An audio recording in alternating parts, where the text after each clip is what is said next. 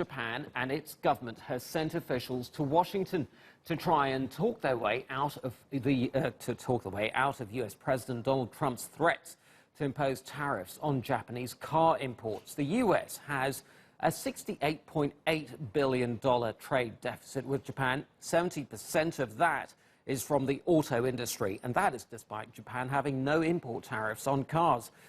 Dr. Seijiro Takeshita is the Dean of the School of Management and Information at the University of Shizuoka in Japan, and he joins us now. Dr. Takeshita, great to have you with us on the show, as always.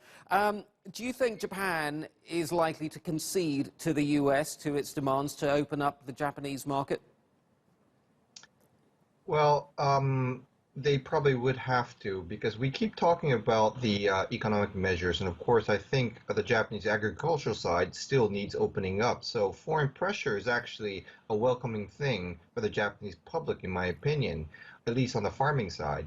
But to have an imposition of tariffs on cars, which consist of 30% of all our exports to the United States, is a very painstaking thing. And of course, to put a 25% taxation would be a devastating move for the Japanese. So obviously, I would say that the Japanese would have to come to a table to some kind of agreement. And this is becoming really difficult because until Mr. Trump, the agendas were usually talked beforehand. And usually when you have these talks, they would come to some kind of a conclusion. Right. That's a prerequisite, but that's not happening this time. So, Jiro, but isn't the Japanese government in something of a tight corner here? Because agreeing to open up the agriculture sector is going to be a very bitter pill to swallow politically on the domestic front, and agreeing to and having a 25% tax on Japanese exports of cars is also going to be very tough, isn't it?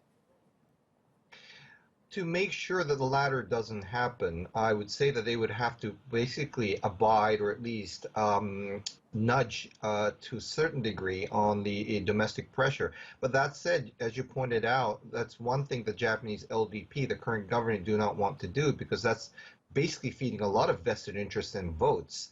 And we are going to have an election next year, so obviously they really wouldn't want to take that option.